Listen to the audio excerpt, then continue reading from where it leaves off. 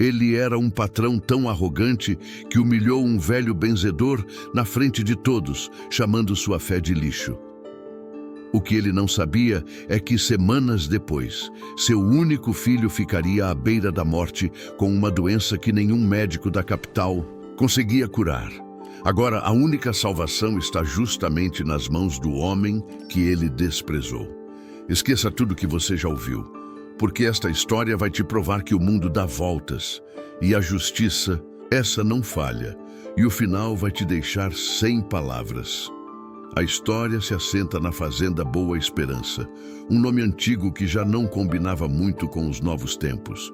A esperança por ali andava meio murcha desde a chegada do novo dono, o doutor Fausto. Ele não era dali, e isso se via de longe.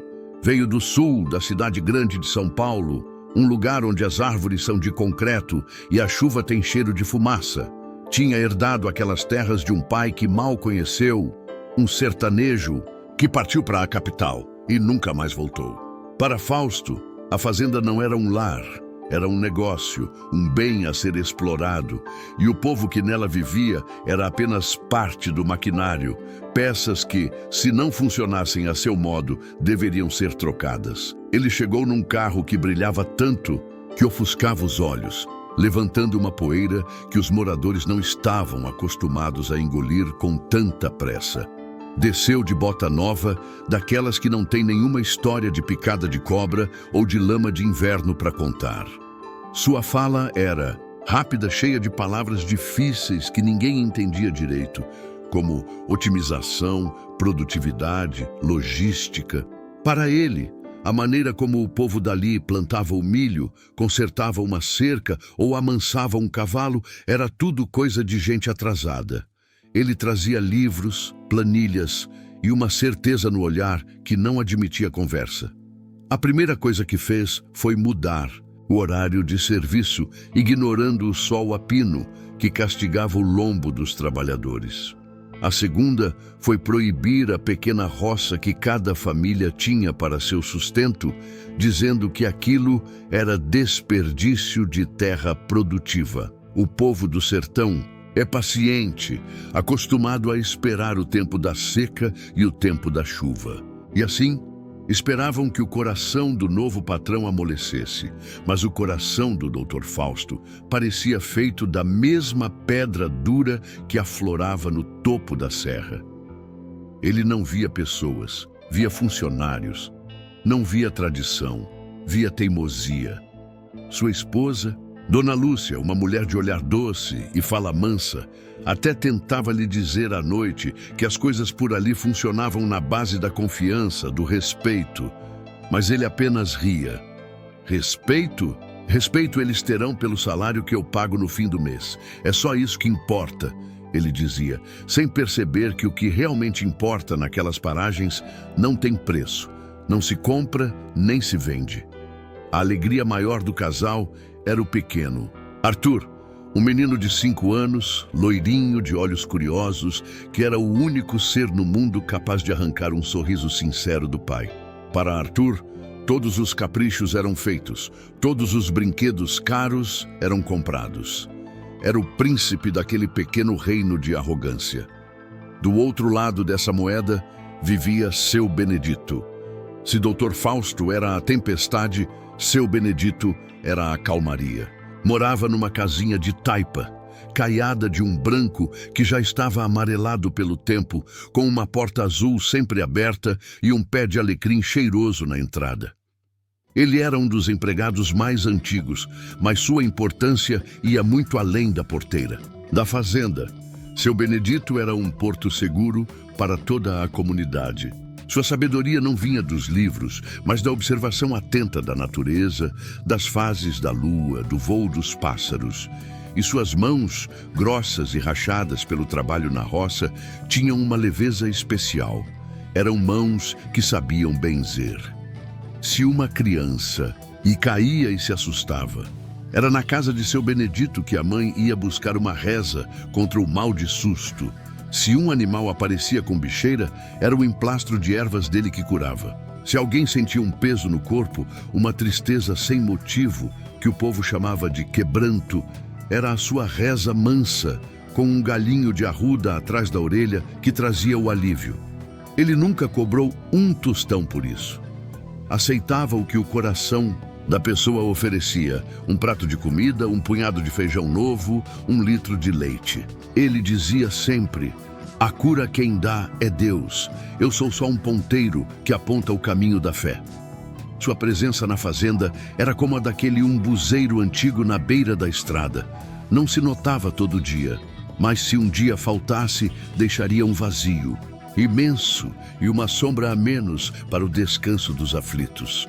O encontro inevitável desses dois mundos, o da ciência arrogante e o da fé humilde, estava marcado pelo destino. E aconteceu numa tarde em que o ar estava pesado, anunciando uma chuva que talvez não viesse. O motivo foi um bezerro, um bichinho de raça, que o Dr. Fausto tinha comprado por uma fortuna na cidade. Era seu orgulho, mas o animal adoeceu. Amanheceu triste, deitado, sem querer o leite da mãe. O patrão mandou chamar o veterinário, que veio, aplicou injeções de nome estrangeiro, deu diagnósticos complicados e foi embora, deixando uma conta alta e a promessa de que o bicho melhoraria. Mas não melhorou. Pelo contrário, a cada hora parecia mais perto do fim. O vaqueiro responsável, um rapaz chamado Zé, estava desesperado. Ele sabia que a culpa recairia sobre ele. Vendo o bicho respirar com dificuldade, com o olhar já virando, ele tomou a única atitude que seu coração mandou. Correu até a casa de seu Benedito. Pelo amor de Deus, seu Benedito, me acuda.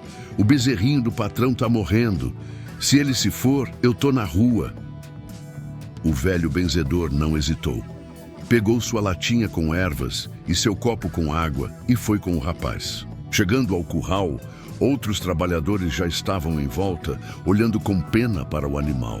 Seu Benedito se ajoelhou ao lado do bezerro. Não fez alarde. Com uma calma que parecia contagiar o ambiente, ele molhou um raminho de pinhão roxo na água e começou a passar pelo corpo do animal, da cabeça ao rabo, enquanto seus lábios se moviam numa reza silenciosa, um murmúrio que só Deus e talvez o próprio bezerrinho pudessem ouvir. As pessoas em volta se calaram, um silêncio de respeito e esperança se instalou no curral. Por um instante, pareceu até que o bichinho respirava com mais calma. Foi nesse exato momento que o Dr. Fausto chegou, voltando de suas andanças. Ele viu de longe o grupo de gente parada e franziu a testa. Quando se aproximou e entendeu o que estava acontecendo, seu rosto se transformou numa máscara de fúria e desprezo. O som de sua risada foi como um tapa no rosto de cada um ali presente. Mas o que é essa palhaçada? Que feitiçaria é essa na minha fazenda? Ele gritou, sua voz ecoando pelo curral. Ele desceu do cavalo com violência e marchou até o centro da roda. Olhou para seu Benedito ajoelhado, como se olhasse para o bicho mais peçonhento do mundo. Então é esse o seu serviço, velho? Fazer macumba com os meus animais? Eu pago um veterinário caríssimo, o melhor da região, e você vem, com esse mato, fazer essa palhaçada? Na minha terra não quero saber de charlatão. Isso é coisa de gente ignorante, de gente atrasada. O Dr. Fausto, cego de raiva, não se contentou com as palavras. Ele se abaixou, arrancou o ramo de pinhão roxo da mão de seu Benedito e, com um gesto de nojo, atirou-o no chão poeirento. Para completar a humilhação, pisou em cima, esmagando as folhas verdes e o restinho de esperança que elas carregavam. Um silêncio mortal caiu sobre todos. O ato fora de uma violência, de um desrespeito tão grande que ninguém ousou mover um músculo. Os olhos de todos estavam fixos em seu Benedito. Esperavam uma resposta, um grito, uma revolta. Mas o velho benzedor apenas terminou de se levantar, devagar, limpando a poeira dos joelhos. Ele olhou para o raminho esmagado no chão. Depois ergueu o rosto e, com a voz serena de quem sabe coisas que o patrão nem sonhava existir, encarou o Dr. Fausto bem nos olhos. Tem coisa, doutor, que o remédio da farmácia não alcança, ele disse com a voz firme, mas sem pingo de ódio. Eram palavras de constatação, não de desafio. Depois daquela frase, que ficou suspensa no ar como uma profecia, seu Benedito deu as costas e caminhou para fora do curral, com a mesma dignidade com que tinha entrado. Deixou para trás o patrão, de peito estufado, sentindo-se vitorioso, e um grupo de trabalhadores de cabeça baixa, sentindo a vergonha e a injustiça que não eram suas, mas que pesavam em todos. O bezerrinho, esquecido por um momento, deu um suspiro fundo, quase um lamento. Naquele final de tarde, na fazenda Boa Esperança, a arrogância tinha ganhado uma batalha. Mas ninguém ali, nem mesmo o Dr. Fausto, imaginava o preço que o destino cobraria por aquela vitória. As palavras de seu Benedito ficaram pairando no ar do curral, mais pesadas que o chumbo. Dr. Fausto, por um segundo, sentiu um arrepio estranho, uma sensação que ele não soube explicar, mas logo a sua arrogância tratou de varrer aquilo para debaixo do tapete da sua consciência. Ele se sentia o dono da situação. Tinha colocado o feiticeiro em seu devido lugar e reafirmado sua autoridade. Para completar sua vitória, ele se virou para o vaqueiro Zé, que tremia como vara verde, e o despediu ali mesmo, na frente de todos, sem direito a um tostão de seus acertos. Era uma lição, ele pensava, para que ninguém mais ousasse desafiar suas ordens ou trazer aquelas crendices para perto de suas coisas. O que aconteceu com o bezerrinho, no fim das contas, serviu apenas para confirmar a sua tese. O coitado do bicho, sem a reza e sem o veterinário que já tinha ido embora, não aguentou a noite. Amanheceu morto, esticado no chão frio. Para o Dr. Fausto, aquilo foi a prova final. Viram só? Ele disse para o capataz. Essa reza de nada adiantou. Só fez o bicho sofrer mais. Perdi um animal caro por causa da ignorância desse povo. Ele não conseguia enxergar a ironia naquilo tudo. Não percebia que sua interferência é que tinha selado o destino do animal. A vida na fazenda Boa Esperança seguiu, mas com um gosto diferente. O medo tomou o lugar da antiga camaradagem. Os funcionários trabalhavam em silêncio, de cabeça baixa, e as conversas na hora do almoço já não tinham a mesma alegria. O nome de seu Benedito não era mais pronunciado em voz alta perto da casa grande, mas seu respeito entre o povo só aumentou.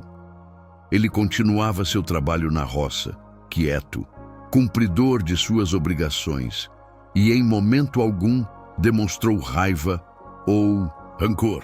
Sua tristeza era uma coisa de dentro, que só quem o conhecia bem via no fundo dos seus olhos. Ele tinha sido ferido não em seu orgulho, pois esse ele mal tinha, mas em sua fé, que era a coisa mais sagrada que possuía. As semanas se transformaram em meses.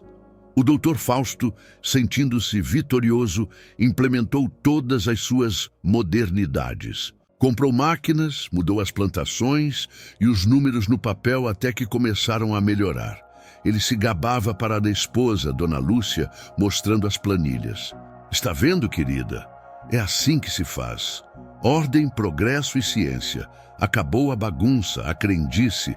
Esta fazenda agora vai entrar no século XXI. Dona Lúcia sorria, mas um sorriso fraco.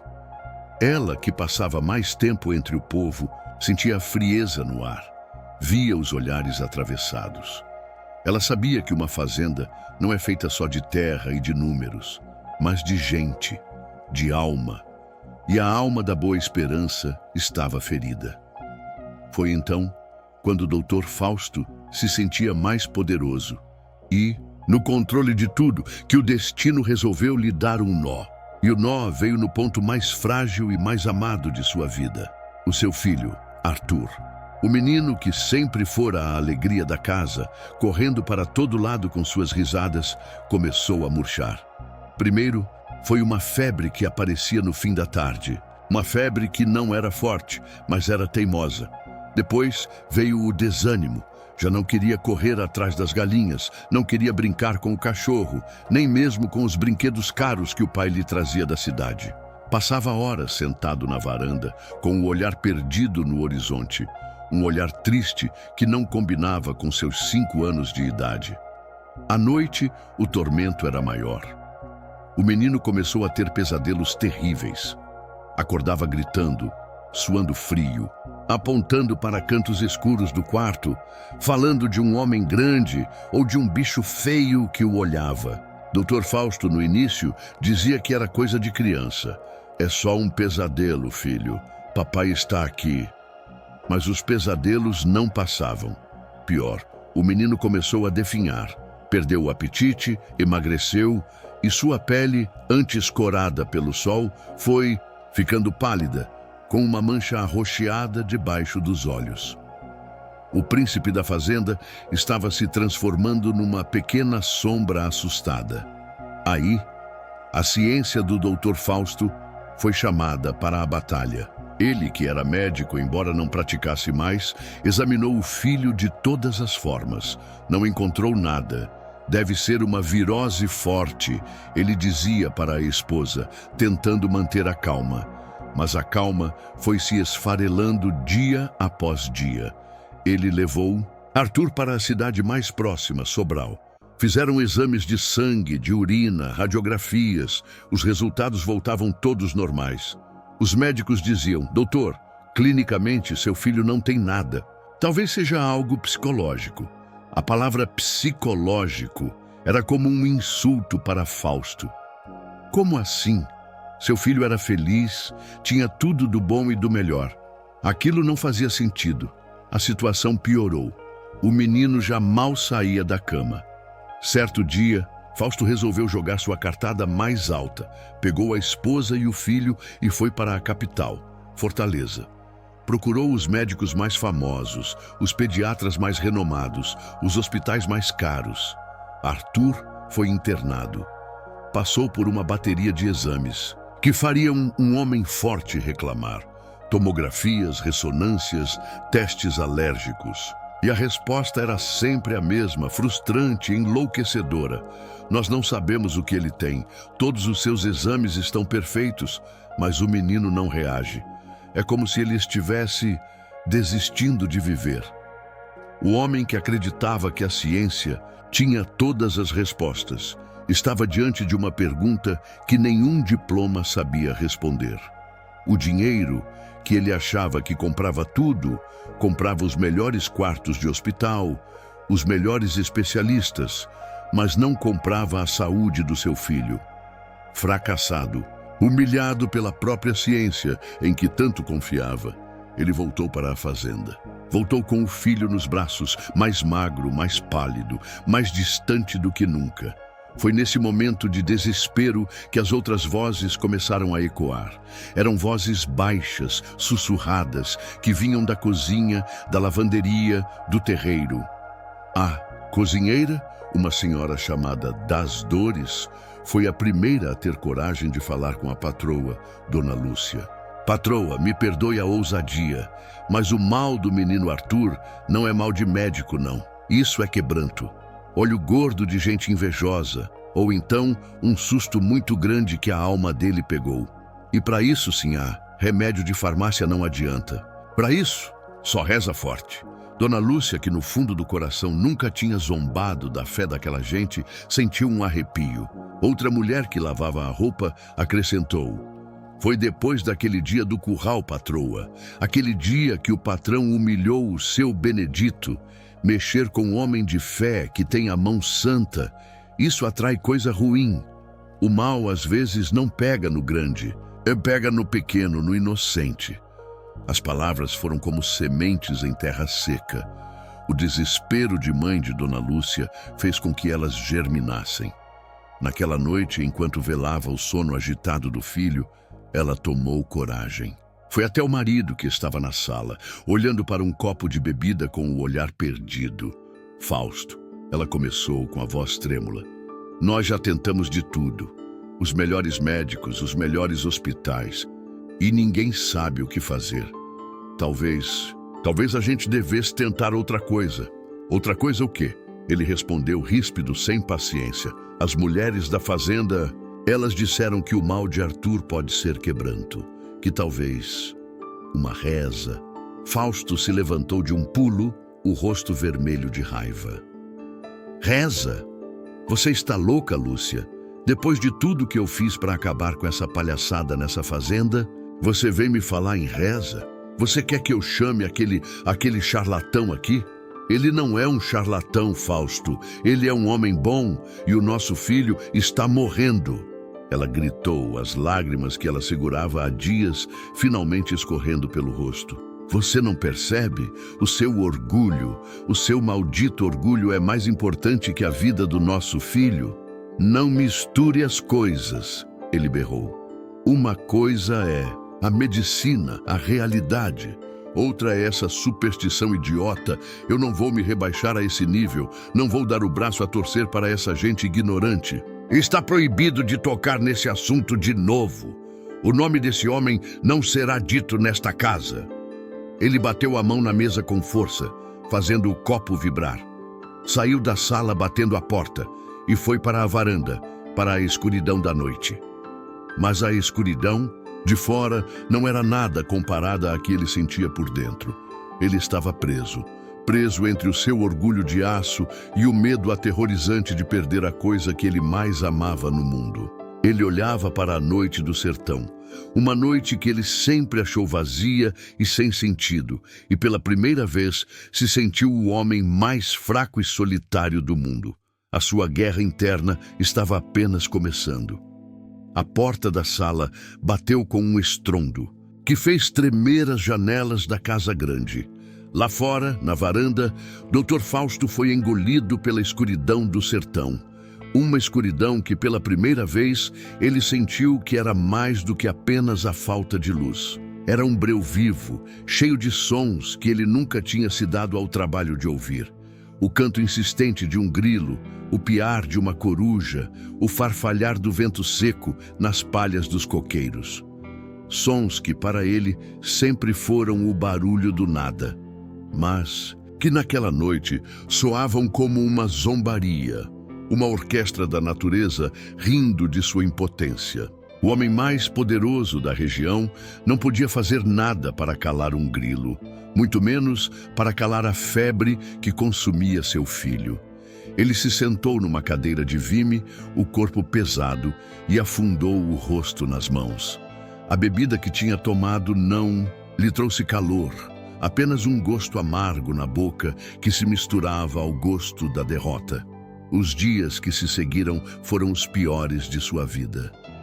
A discussão com a esposa não se repetiu. Um silêncio pesado, de velório, se instalou na casa. Dona Lúcia, com os olhos fundos e vermelhos de tanto chorar em segredo, se apegou ao que lhe restava. Ela não falava mais em reza para o marido, mas sua fé operava em silêncio. Trocou a água dos copos ao lado da cama do filho, colocou uma tesoura aberta debaixo do travesseiro para cortar o mal e rezava baixinho os rosários que sua avó lhe ensinara. Fausto via tudo aquilo e não dizia nada. Não tinha mais forças para brigar, nem para acreditar. A ciência já tinha se declarado vencida. Agora, ele era apenas um espectador do lento apagar da vida de seu menino. Arthur já não falava mais. Seus olhos grandes e assustados pareciam ver coisas que ninguém mais via. Às vezes, sua mãozinha se agarrava ao lençol com uma força que não parecia sua, como se tentasse se segurar para não ser levado por uma correnteza invisível. Fausto passava horas ao lado da cama, medindo a pulsação fraca, checando a respiração rasa. Ele, o médico, o homem da razão, agora contava os segundos, esperando pelo pior. Cada suspiro do filho era ao mesmo tempo um alívio e uma tortura. E em cada um desses suspiros, a imagem de seu Benedito lhe vinha à mente. A imagem do velho de pé no curral, com seu olhar sereno e sua frase que agora ecoava em sua cabeça como uma sentença. Tem coisa, doutor, que o remédio da farmácia não alcança. Ele odiava aquele velho. Odiava sua calma, sua certeza, sua fé. Mas no fundo, o que ele odiava mesmo era a possibilidade, a terrível e humilhante possibilidade de que o velho estivesse certo. A virada aconteceu numa noite de lua minguante. A noite estava abafada, sem vento. Fausto, exausto, tinha cochilado numa poltrona ao lado da cama do filho. Acordou num sobressalto com um som que gelou sua espinha. Arthur estava tendo uma convulsão. O corpo pequeno se debatia na cama, os olhos virados, uma espuma branca saindo de sua boca. O pânico de Fausto foi absoluto.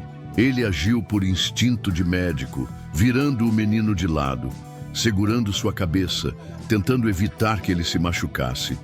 Foram minutos que pareceram uma eternidade.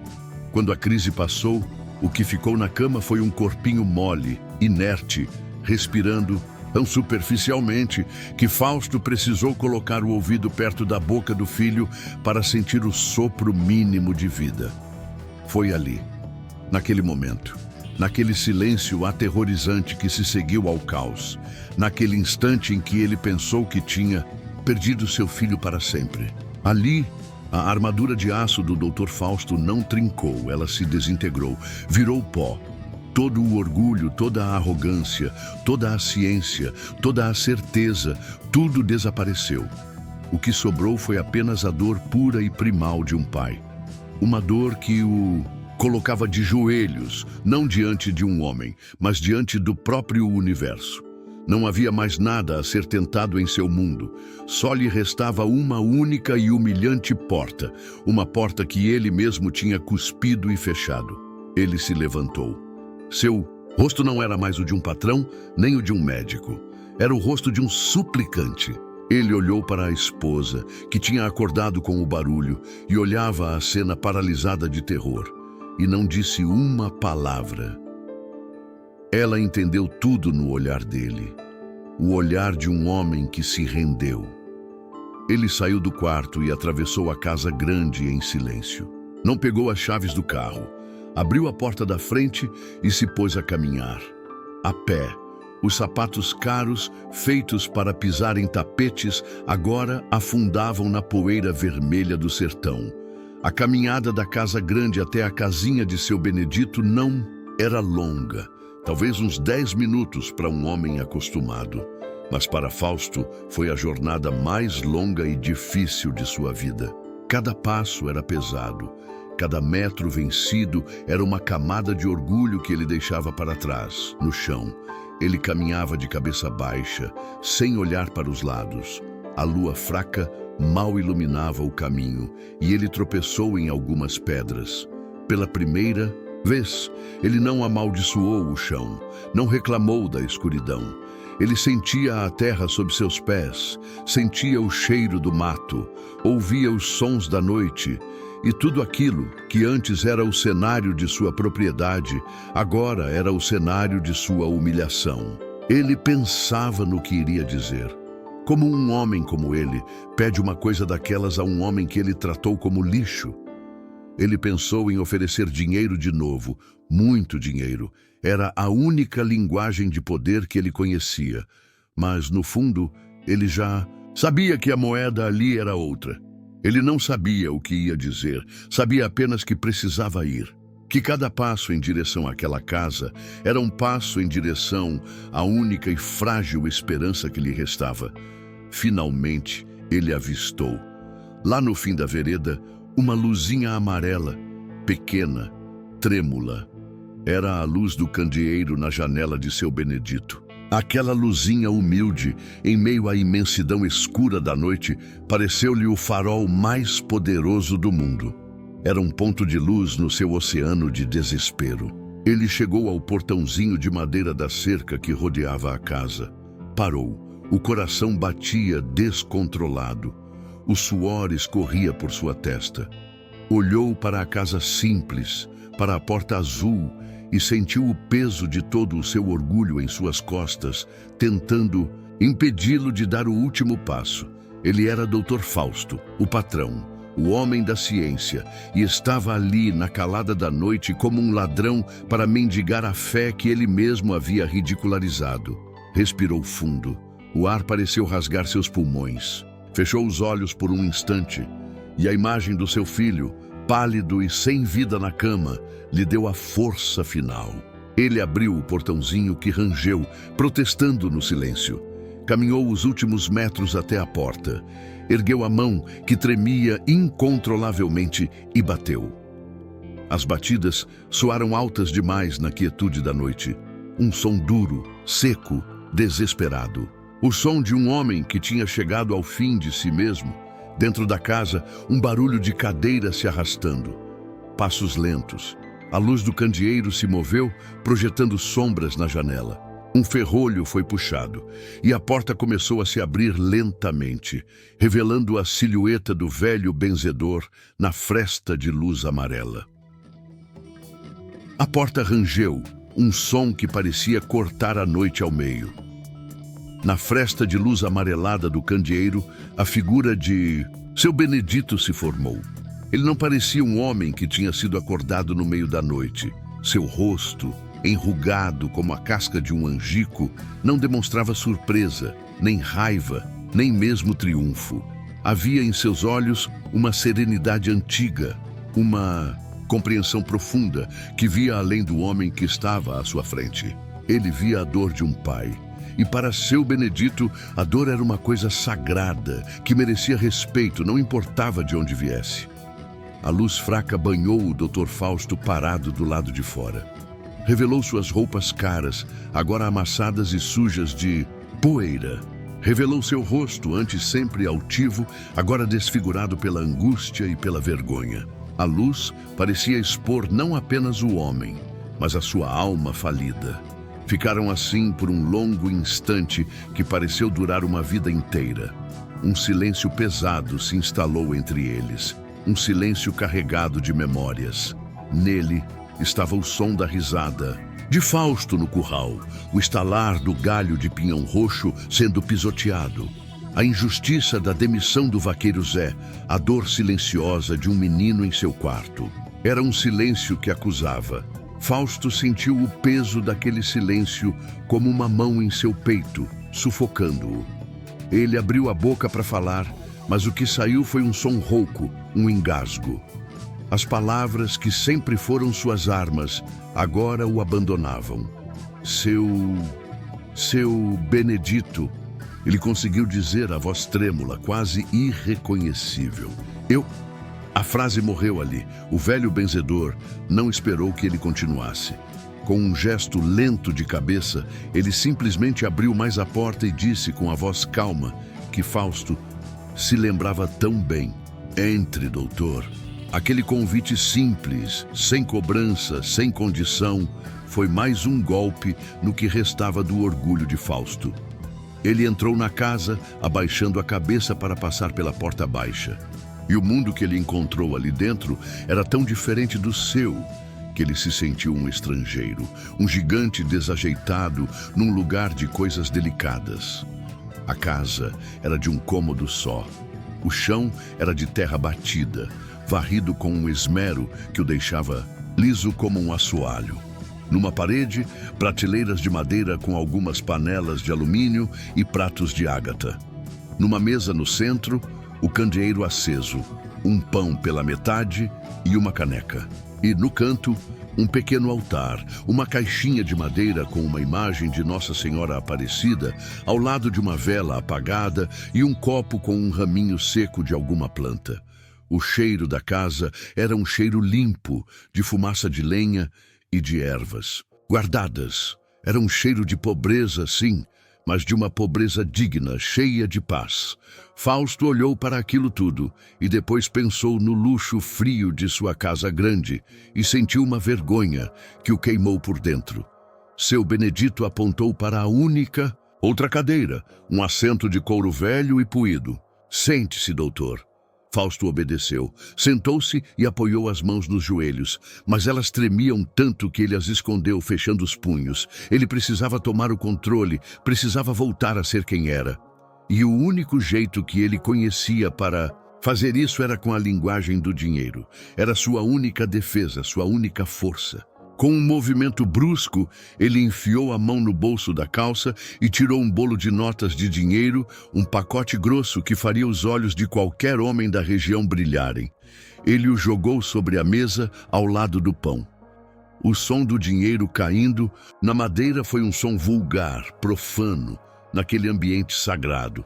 "Eu pago", disse Fausto, a voz agora um pouco mais firme, mas desesperada. "Diga o seu preço. Eu sei que o senhor não tem muito. Eu posso lhe dar tudo isso. Posso lhe dar o dobro. Uma casa nova, se o senhor quiser. Apenas me diga quanto custa. Quanto custa para o senhor salvar o meu filho?" Seu Benedito olhou para o dinheiro na mesa. Olhou para aquele monte de papel que, para o homem à sua frente, significava tudo. Mas ele não olhou com cobiça. Olhou com uma imensa, uma infinita piedade. Ele não tocou nas notas, apenas balançou a cabeça devagar e um sorriso triste, quase imperceptível, tocou seus lábios. "Doutor", ele começou a falar e sua voz era a de um professor paciente explicando a lição mais simples a um aluno teimoso. "O senhor viajou o mundo, estudou nos livros mais grossos, aprendeu as ciências mais difíceis, mas parece que a lição mais primeira de todas o senhor pulou. Tem coisas na vida que não têm preço, doutor. O ar que a gente respira, o sol que nos esquenta, o amor de um pai por um filho e a fé. A fé não é uma mercadoria que se põe na prateleira para vender." Ele fez uma pausa e olhou para o seu altarzinho no canto. "O senhor pode comprar a semente, doutor. Pode comprar o adubo, pode comprar a terra, pode comprar o trator para arar, mas o senhor não pode comprar a chuva que faz a planta brotar. O senhor não pode comprar a força da vida que faz a semente germinar. Essa parte pertence a Deus. A reza é a mesma coisa. A gente prepara a terra do coração, a gente planta a semente da esperança, mas é a chuva da graça de Deus que faz o milagre acontecer. Eu sou só um agricultor velho, doutor. Eu sei como pedir a chuva, mas não posso fabricá-la." Ele então olhou diretamente para Fausto e seus olhos pareciam perfurar a alma do patrão. "O dinheiro do senhor pode comprar o meu tempo, pode comprar o meu trabalho na roça, mas não pode comprar a minha fé e também não pode comprar o perdão, nem o meu, nem o de Deus." Cada palavra de seu Benedito foi um degrau que Dr. Fausto desceu na escada de sua própria arrogância. Ao final daquele discurso não havia mais degraus. Era o chão, o fundo do poço. A verdade o atingiu com a força de um soco. Ele, o homem que se achava um deus, era o mais ignorante dos homens. Ele desabou. A força sumiu de seu corpo. Ele se curvou para a frente, apoiando os cotovelos na mesa, e enterrou o rosto nas mãos trêmulas. E ali, na frente do velho empregado que ele humilhara, na cozinha pobre daquela casa de taipa, o doutor Fausto chorou. Chorou como uma criança. Um choro engasgado, feio, um choro de dor, de vergonha, de desespero e, finalmente, de rendição. "Eu fui um tolo", ele soluçou. "Um ignorante, um homem cego. Me perdoe, por favor, me perdoe. Não é pelo dinheiro. Eu imploro, salve o meu filho. Por favor, ajude o meu menino." Seu Benedito esperou que o choro do homem diminuísse. Levantou-se, pegou a sua caneca e a encheu com água fresca de um pote de barro. Colocou-a na frente de Fausto. "Beba um pouco, doutor. A alma, quando está seca de orgulho, precisa de um gole de humildade para se reidratar." Fausto bebeu a água, que desceu por sua garganta como um alívio. Quando ele se acalmou, seu Benedito falou de novo.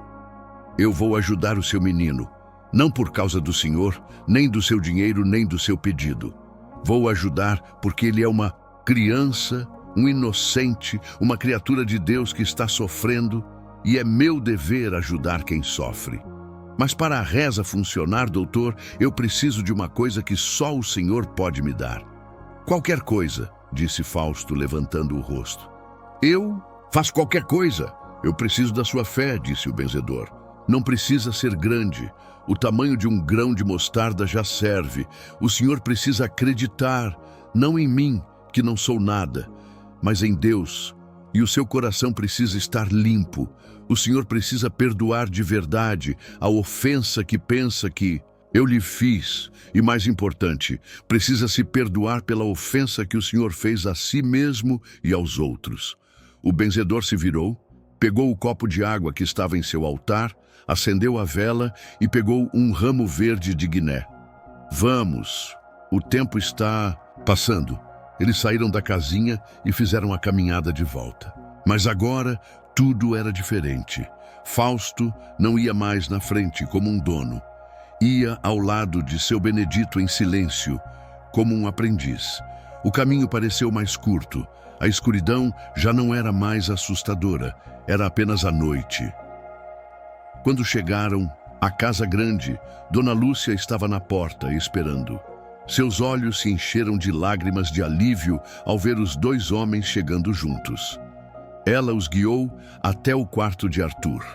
O menino estava do mesmo jeito, pálido, a respiração quase imperceptível. O cheiro de remédio ainda pairava no ar. Seu Benedito não pareceu se importar com o luxo do quarto. Colocou o copo e a vela na mesinha de cabeceira. Acendeu a vela com um fósforo e a pequena chama dançou, jogando sombras longas pelas paredes. O ambiente mudou instantaneamente. O quarto de doente se transformou numa espécie de santuário. Ele se postou ao lado da cama, olhou para os pais. Agora é só ter fé. Ele molhou o ramo de guiné na água e começou a sua reza. Não era um espetáculo.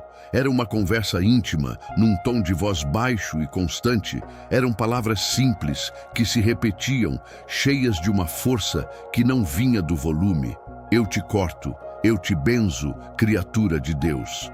E ele murmurava, fazendo o sinal da cruz com o ramo molhado sobre o corpo do menino. Eu te corto o susto, o quebranto, o ar maldito, a inveja, o mal olhado. Todo o mal que estiver no teu corpo, na tua carne, no teu sangue, nos teus ossos, que saia pelas solas dos teus pés, que vá para as profundezas da terra, que se desmanche nas ondas do mar sagrado.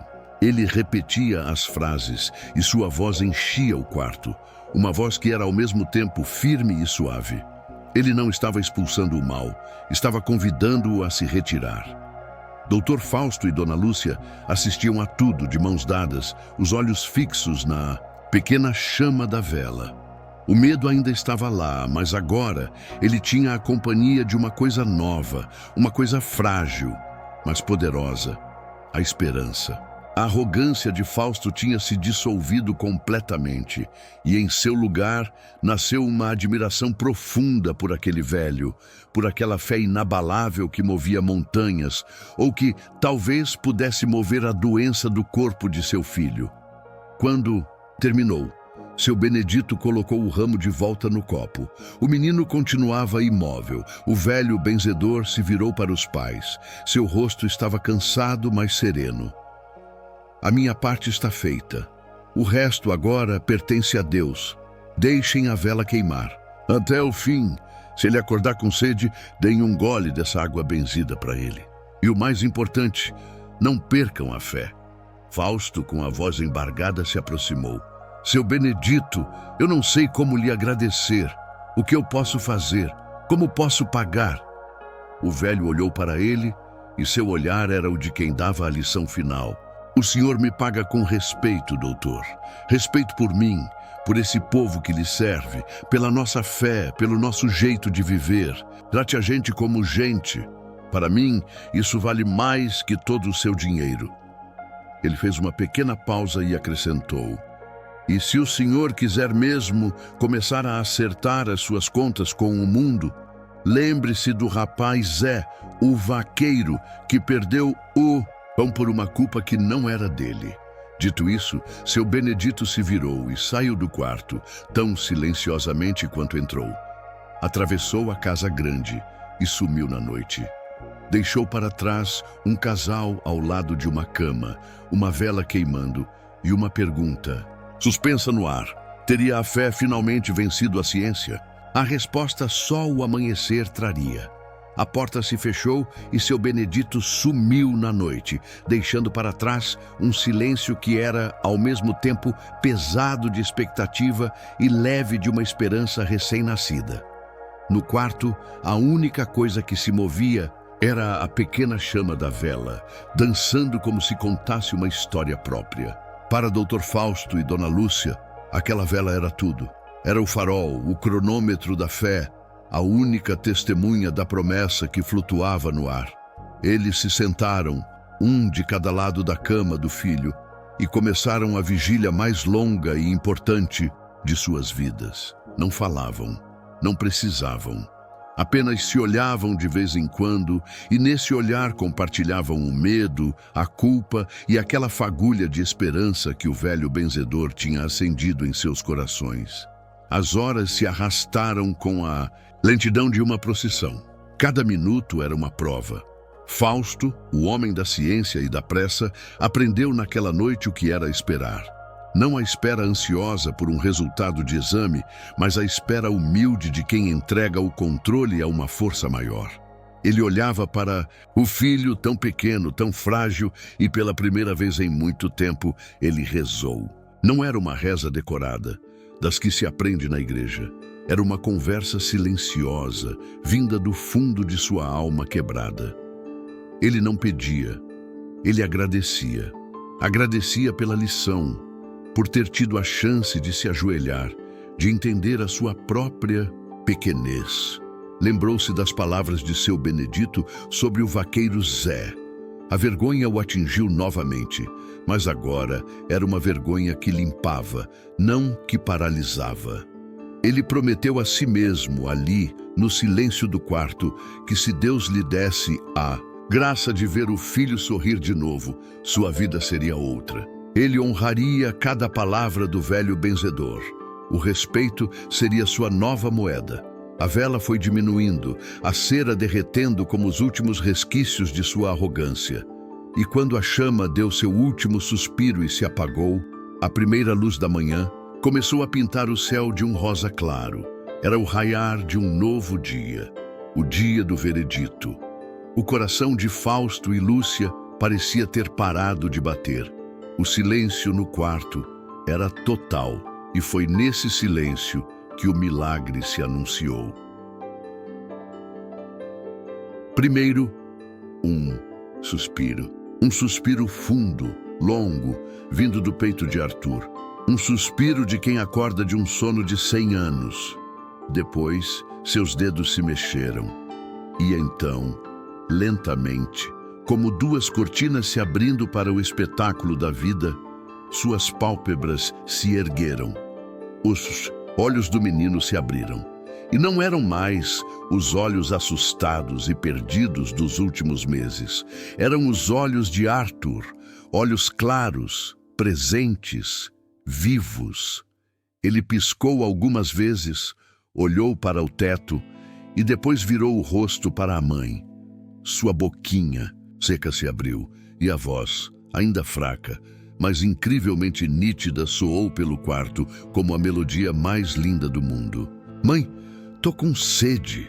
Dona Lúcia levou as mãos à boca, abafando um soluço que era feito de pura alegria. As lágrimas, que antes eram de dor, agora jorravam como uma cachoeira de alívio. Com as mãos trêmulas, ela pegou o copo com a água benzida que seu Benedito havia deixado e ajudou o filho a beber. O menino bebeu com vontade, como se não bebesse há anos. Dr. Fausto, encostado na parede, apenas assistia, paralisado. Seu corpo inteiro tremia. Ele deslizou pela parede até o chão, sentou-se ali mesmo e chorou. Chorou como nunca tinha chorado na vida. Um choro de gratidão, um choro que lavava a alma, o choro de um pai que tinha recebido seu filho de volta do abismo. A vida, a simples e milagrosa vida, tinha voltado para a fazenda Boa Esperança. Os dias que se seguiram foram de uma felicidade que a Casa Grande jamais conhecera. Arthur se recuperou com uma rapidez espantosa. Em uma semana, já estava correndo pelo terreiro, suas risadas ecoando por todos os cantos, como sinos de uma festa. Mas a verdadeira transformação, a mais profunda, não foi a do menino, foi a do pai. Dr. Fausto era outro homem. A fala era mais mansa, o olhar era mais humilde, e ele passou a cumprimentar cada empregado pelo nome, olhando nos olhos. Fiel à promessa que fizera a si mesmo, sua primeira atitude foi a de reparar a sua injustiça. Ele não mandou recado. Montou em seu cavalo e foi pessoalmente até a vila onde o vaqueiro Zé estava morando de favor, na casa de um parente. Encontrou o rapaz sentado na porta, o olhar triste de quem tinha perdido o rumo. Fausto desceu do cavalo, tirou o chapéu e parou na frente do rapaz, que se levantou assustado. "Zé", disse o patrão, e sua voz era carregada de um arrependimento sincero. "Eu vim aqui para lhe pedir perdão. Eu fui injusto com você, cego pelo meu orgulho. A culpa nunca foi sua. Eu errei. E eu gostaria, se você aceitar, que voltasse a trabalhar comigo. Seu emprego está lá, lhe esperando, com um ordenado melhor e, mais importante, com o meu respeito." Zé, que esperava tudo na vida, menos aquilo, ficou sem palavras. Viu os olhos do patrão marejados e entendeu que aquele pedido era de verdade. A notícia da cura do menino Arthur já tinha corrido o sertão. E agora, vendo o patrão ali, humilde, ele juntou as peças. Ele aceitou. E quando o Dr. Fausto apertou a mão do vaqueiro, não era mais um patrão apertando a mão de um empregado. Eram dois homens selando um novo começo. No dia seguinte, Fausto fez outra visita. Foi até a casa de seu Benedito. Desta vez, não levou dinheiro. Levou o maior queijo que sua fazenda produziu naquele mês e um cesto de frutas frescas. Encontrou o velho sentado na porta, trançando uma corda de couro, como se nada tivesse acontecido. "Seu Benedito, eu vim lhe agradecer", disse Fausto com o coração na mão. O velho sorriu, aquele sorriso manso. "Não agradeça a mim, doutor. Agradeça a Deus. Eu fui só a ferramenta. A mão que segura o arado não leva o crédito pela colheita." "Mesmo assim", insistiu Fausto, "o Senhor me ensinou a lição mais importante da minha vida, e eu nunca vou esquecer." E não esqueceu. Dr. Fausto se tornou o patrão mais justo da região. Aprendeu a ouvir, a respeitar o tempo da terra e a sabedoria do seu povo. E a história da cura de seu filho, a história da reza que ele quis comprar, se tornou um causo famoso, contado nas noites de fogueira, para lembrar a todos que a verdadeira riqueza não está no bolso, mas no coração. E que não existe poder no mundo maior que o poder da humildade e da fé. Fico feliz que você ouviu essa história até o fim. Se ela te tocou de alguma forma, deixe sua curtida para eu saber que estamos no caminho certo. E para não perder os próximos causos, se inscreva no canal. Assim, a gente se encontra de novo na próxima prosa. Agradeço de coração. Pense bem.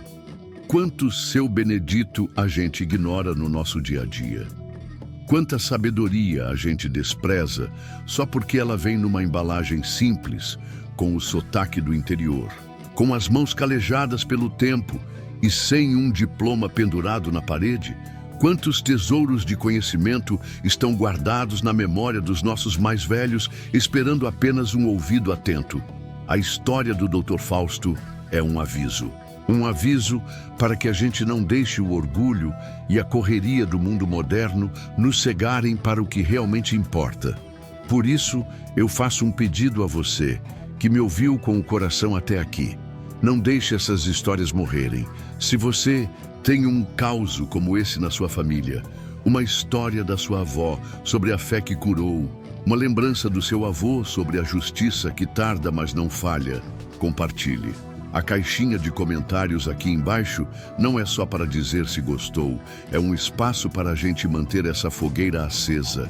Comente a sua história, conte o nome do seu avô, da sua avó, da sua cidade. Ao fazer isso, você não está apenas digitando palavras, você está honrando a memória deles.